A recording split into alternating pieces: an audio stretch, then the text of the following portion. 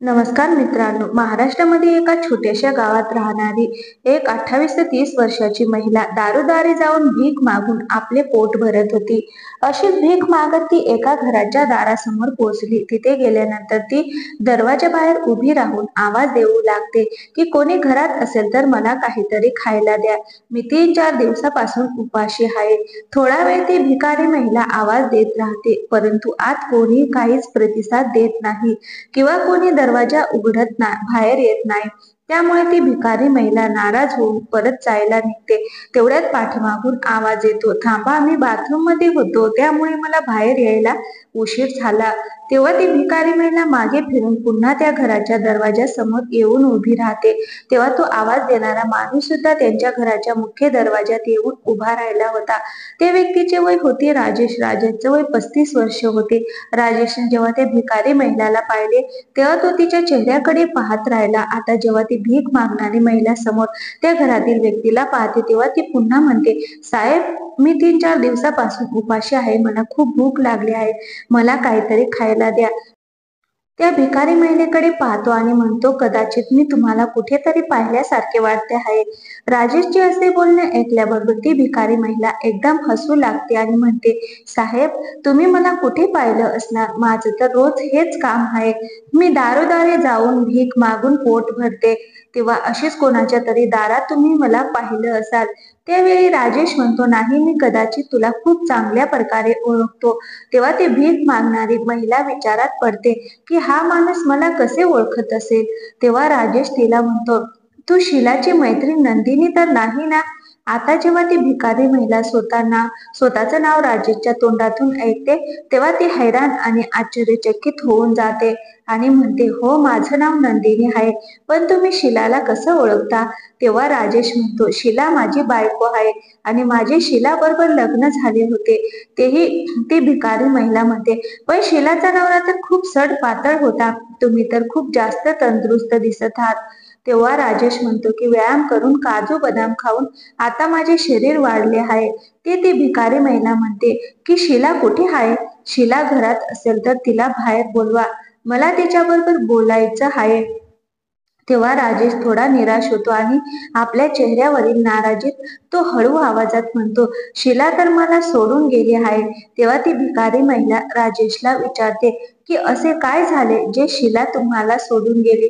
तेव्हा राजेश म्हणतो, शीला कोणत्या तरी मुलावर प्रेम करत होती. तिला त्याच मुलासोबत संसार करायचा होता, म्हणून ती त्याच्या बरोबर पळून गेली आहे. खरं तर तिच्या बाबांच्या दबावामुळे तिने माझ्या बरोबर लग्न करून काही महिने ती माझ्या बरोबर राहिली, पण तिच्या बाबांच्या जाण्याने तिला संधी मिळाली आणि आमचा संसार मोडला. जेव्हा मला शीलाच्या प्रेमाबद्दल समजले होते तेव्हा मी तिला खूप समजावून सांगितले, पण उपयोग झाला नाही. आता मी आणि माझा छोटा भाऊ आम्ही दोघे या घरात राहतो. मित्रांनो, जो राजेश असतो तो आपल्या छोट्या भावाबरोबर एकाच घरात राहत असतो. खरे तर राजेशच्या आई बाबांचे खूप वर्षापूर्वी निधन झाले होते, पण राजेश ज्या मुलीबरोबर म्हणजे शीला बरोबर लग्न झाले होते ती सुद्धा त्याला सोडून गेली होती. त्यामुळे दोघे भाऊ त्या घरात राहत होते. भीक मागायला आलेली भिकारी, तिचे नाव नंदिनी होते, ती शीलाच्या माहेरची होती. त्यामुळे राजेश जेव्हा आपल्या बायको शीलाला तिच्या माहेरी सोडण्यासाठी जायचा तेव्हा शीलाची मैत्रीण तिथे तिला भेटण्यासाठी आईच्या घरी यायची आणि राजेशची मस्करी सुद्धा करायची. त्यात नंदिनी सुद्धा हसायची. म्हणून नंदिनीला पाहता क्षणी राजेश तिला लगेच ओळखतो. आता भिकारी महिला आणि राजेश मध्ये बोलणे चालू होते. चौकशी केल्यानंतर राजेश तिला प्रश्न विचारतो, नंदिनी, मी असं ऐकलं होतं की तुझे सुद्धा लग्न झाले होते. असा प्रश्न विचारल्याबरोबर नंदिनी जोरजोरात रडू लागते आणि रडत रडत आपली पूर्ण गोष्ट राजेशला सांगू लागते. नंदिनी म्हणते की हो, माझे लग्न झाले होते, हे अगदी खरं आहे, परंतु माझा जो नवरा होता तो मला खूप परेशान करत असायचा. एवढंच काय तर तो माझ्यावर हात सुद्धा उगारत असायचा. खरं तर मी आणि माझ्या घरच्यांनी आमचा संसार टिकावा म्हणून खूप प्रयत्न केले. काही दिवस मी त्याची मारहाण सुद्धा सहन केली, कारण मला माहिती होते जर मी माझ्या नवऱ्याला सोडून माझ्या माहेरी गेली तर माझ्या सहित माझ्या आई बाबांची इज्जत धुळीस कारण नवऱ्याला सोडून आलेली मुलगी भलेही कितीही चांगली असली, तिची चुकी नसली तरी लोक अशा मुलींकडे संशयाच्या नजरेने पाहतात. त्यामुळे मी शेवटच्या क्षणापर्यंत माझ्या नवऱ्याला समजावण्याचा प्रयत्न केला, त्याचा त्रास सहन केला. परंतु माहीत नाही का, मी त्याच्या डोळ्यासमोर आले की लगेच त्याच्या रागाचा पारा वाढायचा. मग तो मला वाईट साईट बोलायचा आणि मी काही त्याला बोलायला गेले की लगेच माझ्यावर हात उचलायचा.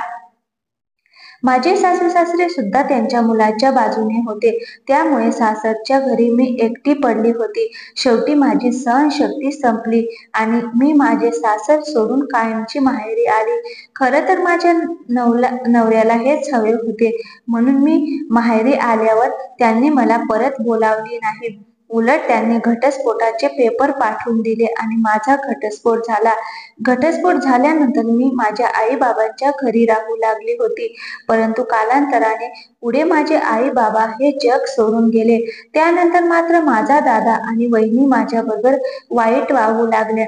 ते माझ्याबरोबर खूप चुकीचे वागू लागले, म्हणून मला ते सहन झाले नाही. शेवटी मी माझे माहेरचं घर सोडून शहरात गेले. तिथे गेल्यानंतर मी एक छोटीशी खोली भाड्याने घेतली आणि तिथे राहून इकडे तिकडे काम करायला जाऊ लागले.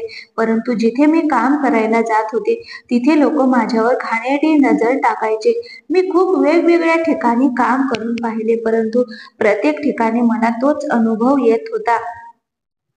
कदाचित सर्वांना ही गोष्ट माहीत झाली होती की माझा घटस्फोट झाला आहे आणि आता मी एकटीच राहत आहे. त्यामुळे प्रत्येक जण माझ्याकडे आसुसलेल्या नजरेने पाहत होता. त्यात माझे जास्त वय सुद्धा नव्हते, म्हणून काही जण माझ्या वाटेत आडवे सुद्धा येऊ लागले होते. शेवटी मी या सर्व त्रासाला कंटाळून या शहरात दुसरी रूम भाड्याने घेतली आणि इथे आल्यानंतर मात्र मी माझा पेहराव बदलून भीक मागायची.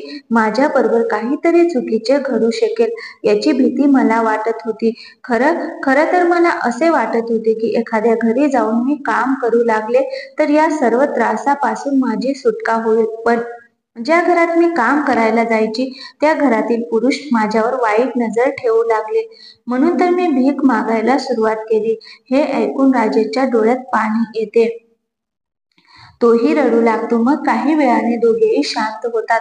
त्यानंतर राजेश पुढाकार घेऊन आपल्या मनातील गोष्ट नंदिनीला सांगतो. तो म्हणतो, नंदिनी, तुला वाईट वाटणार नसेल तर मला तुला काहीतरी सांगायचे आहे. तेव्हा नंदिनी म्हणते, हा बोल, तुला काय बोलायचे आहे. तेव्हा राजेश म्हणतो, हे बघ नंदिनी, तू भीक मागून तुझे पोट भरत आहेस, परंतु तुझे हे असे जीवन जगणे मला आवडत नाही. म्हणून मला असे वाटते की तू आजपासून भीक मागण्याचे काम सोडून दे आणि तुला जगण्यासाठी ज्या काही गोष्टी हव्या असतील त्याची यादी मला दे. मी त्या सर्व गोष्टी तुला आणून देतो. माझी बायको सुद्धा कोणाबरोबर तरी पळून गेली आहे आणि दुसऱ्या नवऱ्याने सुद्धा तुझ्या नवऱ्याने सुद्धा तुला सोडून दिली आहे.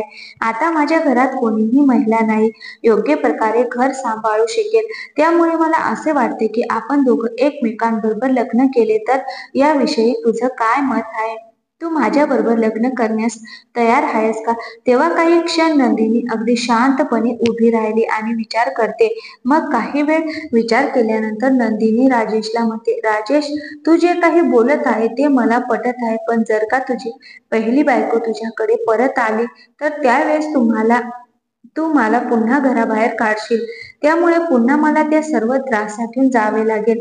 त्यामुळे मला असे वाटते की मी माझ्या भूतकाळामध्ये ज्या गोष्टी सहन केल्या आहेत त्या पुन्हा मला सहन करायला लागू नये. त्यामुळे मी ज्या प्रकारे माझ्या आयुष्यात जगत आहे तसेच आयुष्य मी पुढे सुद्धा जगत राहावे असेच मला वाटते. त्यामुळे मला सतत परेशानीचा सामना तर करावा लागत नाही. फक्त सकाळपासून मी संध्याकाळपर्यंत भीक मागत फिरत असते. त्याच्यामध्ये माझ्या पोटाची खळगी सुद्धा भरली जाते आणि काही पैसे सुद्धा मला मिळतात. त्यातूनही माझ्या खोलीचे भाडे भरते आणि जर एखाद्या दिवशी मला भीक मिळाली नाही तर जे पैसे मला मिळालेले असतात त्या पैशातून त्या दिवशी मी काहीतरी घेऊन मी माझे पोट भरते. अशाच प्रकारे अगदी व्यवस्थितपणे माझे आयुष्य मी जगत आहे. तेव्हा राजेश तिला समजावतो, नंदिनी, माझ्या बायकोबरोबर घटस्फोट झाला आहे, म्हणूनच मी तुला म्हणत आहे की आपण दोघं एकमेकांबरोबर लग्न करूया. मी तुला आताच एक गोष्ट सांगतो, शीलाने जर पुन्हा माझ्या आयुष्यात येण्याचा प्रयत्न केला तरी सुद्धा मी तिचा पुन्हा स्वीकार करणार नाही. आमचा रीतसर घटस्फोट झाला आहे, त्यामुळे पुन्हा एकत्र येण्याचा प्रश्नच नाही. राजेशचे असे बोलणे ऐकून नंदिनी पुन्हा काही वेळ विचार करते आणि राजेश सोबत लग्नासाठी होकार देते. तेव्हा राजेशच्या चेहऱ्यावर स्मित हास्य फुलते. तो लगेचच नंदिनीच्या खांद्यावर अडकवलेले गाठोडे काढून घेतो आणि तिच्या हातामध्ये असलेला कटोरा घेऊन दूरवर फेकून देतो. त्यानंतर नंदिनीचा हात पकडून तो तिला आपल्या घरामध्ये घेऊन जातो. घरामध्ये गेल्यावर राजेश नंदिनीला आपल्या कुटुंबाविषयी सर्व काही माहिती सांगतो. तो म्हणतो की माझ्या आईबाबांचा मृत्यू माझ्या छोट्या भाऊ लहान असताना झाला आहे, त्यामुळे माझा छोटा भाऊ आता माझ्या सोबतच राहतो आणि हे माझे घर आहे. असे बोलून राजेश नंदिनीला आपले पूर्ण घर दाखवतो. जेव्हा नंदिनी राजेशचे पूर्ण घर पाहते तेव्हा घराची अवस्था तिला पाहवत नाही. मग ती राजेशला म्हणते, आजपासून हे घर माझे आहे ना? तेव्हा राजेश लगेच म्हणतो, हो, हे तुझेच घर आहे आणि तुला याच घरात राहायचे आहे. तेव्हा लगेच नंदिनी घरातील झाडू हातात घेते आणि पूर्ण घराची साफसफाई करू लागते. त्यावेळी राजेश मात्र काही काम करण्यासाठी घराच्या छतावर निघून जातो. नंदिनी आता घराची साफसफाई करतच होती. तेवढ्यातच राजेशचा छोटा भाऊ प्रवीण, जो काही कामासाठी घराबाहेर गेला होता, तो घरामध्ये येतो. प्रवीण घरामध्ये येताच समोर त्याला नंदिनी दिसते. तो बघतो की एक महिला आहे आणि ती घराची साफसफाई करत आहे. तेव्हा तो खूपच हैराण होऊन जातो आणि तो लगेचच त्या महिलेला म्हणजेच नंदिनीला म्हणतो, कोण आहेस तू? चोरी करण्याच्या उद्देशाने तरी या घरात आली नाहीस ना? असे बोलून प्रवीण नंदिनीवर ओरडू लागतो. तेव्हा नंदिनी म्हणते, अरे, आमच्या घरामध्ये येऊन मलाच विचारत आहेस तू कोण म्हणून? तू कोण आहेस मला हे सर्व विचारणारा? नंदिनीचे असे बोलणे ऐकून राजेशचा छोटा भाऊ प्रवीण म्हणतो, हे माझ्या दादाचे घर आहे, त्यामुळे तू या घरात काय करतेस तेवढे सांग. त्यावर नंदिनी म्हणते, अरे, आजपासून हे माझे घर आहे. नंदिनीचे हे बोलणे ऐकताच प्रवीणला खूप राग येतो, म्हणून तो रागातच नंदिनीचा हात पकडतो आणि तिला घराबाहेर काढण्याचा प्रयत्न करतो. पण नंदिनी त्याला विरोध करते. तेव्हा प्रवीण नंदिनीला फरफटतच घराच्या बाहेर अंगणात काढतो.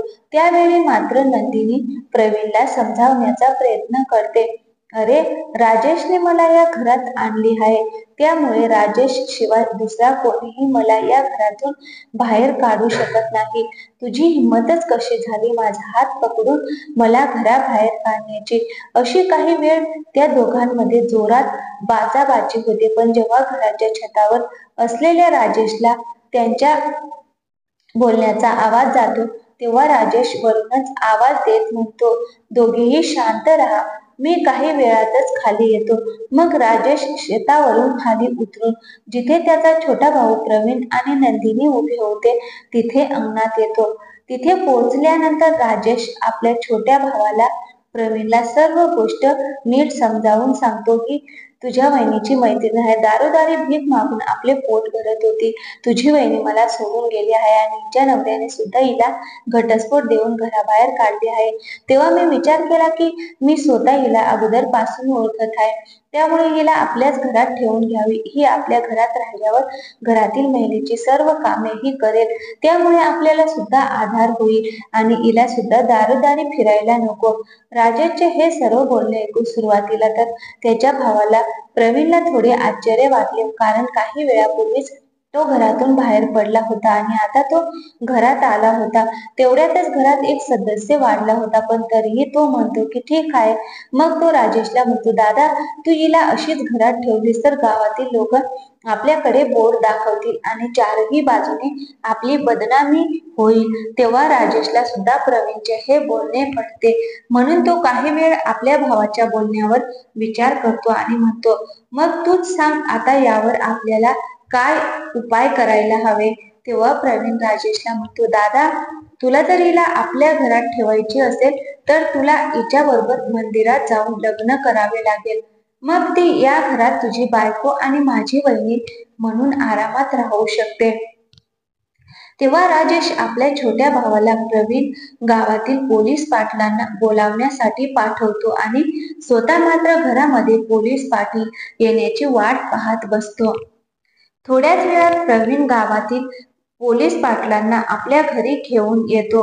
पोलीस पाटील घरी आल्यानंतर राजेश त्यांना पूर्ण गोष्टी नीट समजावून सांगतो. मग म्हणतो की या मुलीचे नाव नंदिनी आहे. हिचे सुद्धा या जगात कोणीही नाही आणि माझी पहिली बायको सुद्धा मला घटस्फोट देऊन निघून गेली आहे.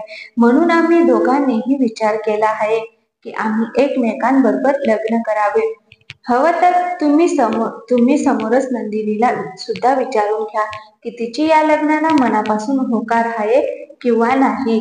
लग्न झाल्यानंतर माझे कुटुंब सुद्धा पूर्ण होईल आणि तिच्या आयुष्याची होत असलेली फडफड सुद्धा थांबेल आणि नंदिनीला सहन करावे लागेल असणारे दुःखही थांबेल. तेव्हा गावातील पोलीस पाटील नंदिनीला विचारतात, मुली, या लग्नासाठी तुझ्यावर कोणत्याही प्रकारचा दबाव नाही ना? हे लग्न पूर्णपणे तुझ्या सहमतीने होत आहे ना? तेव्हा नंदिनी पोलीस पाटलांना नमस्कार करून म्हणते, हो, या लग्नाला माझा मनापासून होकार आहे. यासाठी कोणीही माझ्यावर जबरदस्ती अथवा दबाव टाकलेला नाही. तेव्हा पोलीस पाटील सुद्धा विचार करतात की या दोघांचे लग्न झाले तर दोन लोकांचे आयुष्य बदलणार आहे. म्हणून पोलीस पाटील सुद्धा राजेश आणि नंदिनीच्या लग्नाला परमिशन देतात. त्यानंतर गावातील काही लोकांना एकत्र करून पाटीलच एका मंदिरामध्ये राजेश आणि नंदिनीचे लग्न लावून देतात. लग्न झाल्यानंतर नंदिनी हक्काने राजेशच्या घरात राहू लागते. ती आता ते घर स्वतःचेच घर समजून हळूहळू त्या घराची साफसफाई करून त्या घराचा कायापालट करून टाकते. एक स्त्री घरामध्ये आल्यानंतर घराची स्वच्छता आणि घरातील प्रत्येक वस्तू स्वच्छ आणि कशी जागेवर असते आणि त्यासाठी घरात एका स्त्रीचे असणे किती महत्वाचे असते हे नंदिनी त्या घरात राहिल्यानंतर राजेश आणि त्याचा भाऊ प्रवीणला समजले होते. हळूहळू राजेश आणि नंदिनीच्या लग्नाला 8 महिने होतात. तेव्हा नंदिनी राजेशला आपण प्रेग्नेंट असल्याची गोड बातमी देते. तेव्हापासून राजेश आणि त्याचा छोटा भाऊ प्रवीण दोघेही नंदिनीची खूपच काळजी घेऊ लागतात. हळूहळू 9 महिने पूर्ण होतात आणि नंदिनी एका गोंडस मुलाला जन्म देते. आपल्या मुलाचा चेहरा पाहिल्यानंतर राजेश खूपच आनंदित होतो. आता राजेश ऑफिसवरून आल्यानंतर आपल्या मुलाबरोबर खेळत असतो. त्याचे रडणे, त्याच्याबरोबर खेळणे आणि स्वतः बाप झाल्याचा आनंद तो प्रत्येक क्षणी अनुभवत असतो. अशा प्रकारे त्याचं आयुष्य अगदी आनंदाने ते जगत असतात. अशातच एक दिवस नंदिनी अचानकपणे राजेशला म्हणते, जर तुमच्याकडे वेळ असेल ना तर 1 दिवसाचा वेळ तुम्ही माझ्यासाठी काढा. नंदिनीचे असे बोलणे ऐकल्यानंतर राजेश सुरुवातीला हैराण होतो. तो विचार करतो, अरे, असे हिचे काय काम असेल म्हणून ती आपल्याकडे 1 दिवसाचा वेळ मागत आहे.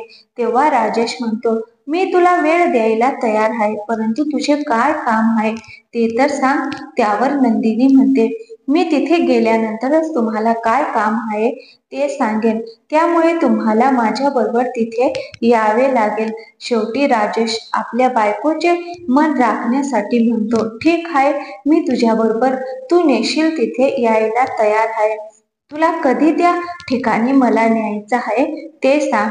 त्या दिवशी मी ऑफिसमधून सुट्टी घ्यायला तयार आहे, कारण तुझ्यासाठी मी कधीही वेळ काढू शकतो. मग 2-3 दिवसानंतर तयार होते. आणि आपल्या नवऱ्याला सुद्धा तयार होण्यास सांगते. राजेश आपल्या बायकोच्या म्हणण्याप्रमाणे तयार होतो. मग दोघे नवरा बायको आपल्या छोट्या बाळाला घेऊन कुठेतरी जाण्यासाठी निघतात. आता कुठे जायचं आहे ते नंदिनीला माहीत असते. राजेश फक्त तिच्या बरोबर असतो. अर्ध्या रस्त्यात गेल्यानंतर राजेश नंदिनीला पुन्हा विचारतो, बघा आता तरी सांग आपल्याला कुठे जायचं आहे. त्यावर नंदिनी म्हणते, आपल्याला माझ्या माहेरी जायचं आहे, कारण तिथे माझ्या दादा आणि वहिनीने मला खूप काही ऐकवले होते. ते मला खूप वाईट साईड बोलले होते. मला त्यांचा बदला घ्यायचा आहे. मला त्यांना दाखवायचे आहे. भलेही तुम्ही मला झिडकारून घराबाहेर जाण्यासाठी भाग पाडले, पण देवाने मला साथ दिली आणि पुन्हा एकदा माझ्या आयुष्य पूर्ववत झाले. नंदिनीचे असे बोलणे ऐकल्यानंतर सुद्धा राजेश आपल्या बायकोबरोबर तिच्या माहेरी पोहोचतो. तिथे गेल्यानंतर नंदिनी आपल्या माहेरच्या घराच्या दरवाजात उभी राहते आणि आपल्या भावाला आवाज देते. ती जोर जोरात त्याला आवाज देऊ लागते.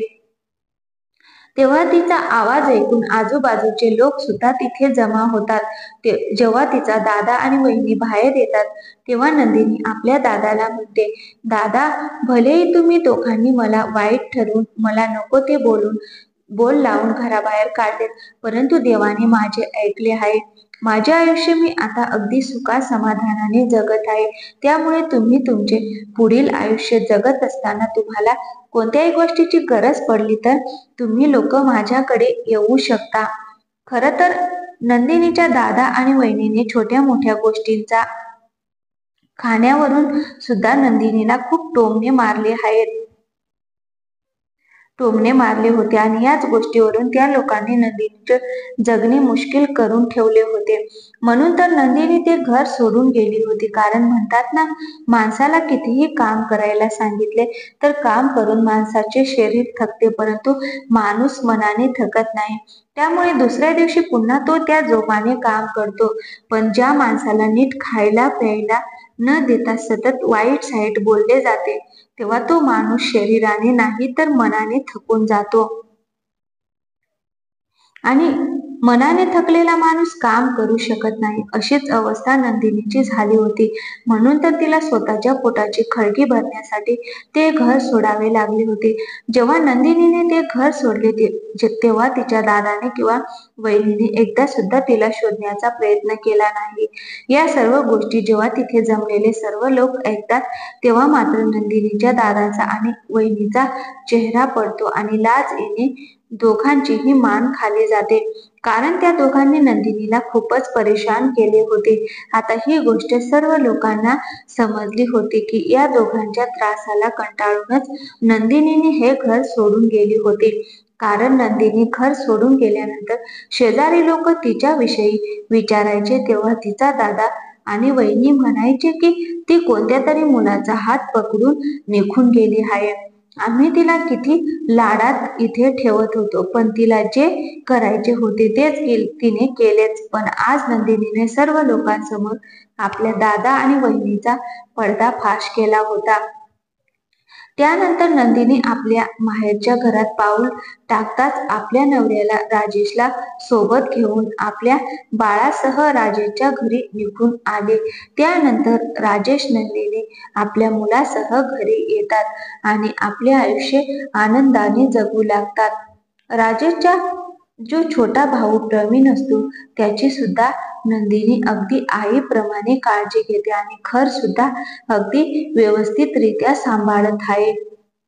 कशी वाटली कथा मित्रांनो, ते कमेंट बॉक्स मध्ये नक्की कळवा. आणि हो, व्हिडिओला एक लाईक करा, शेअर करा आणि आमच्या चॅनलवर नवीन असाल तर प्लीज चॅनलला सबस्क्राईब करायला विसरू नका. थँक्यू, धन्यवाद.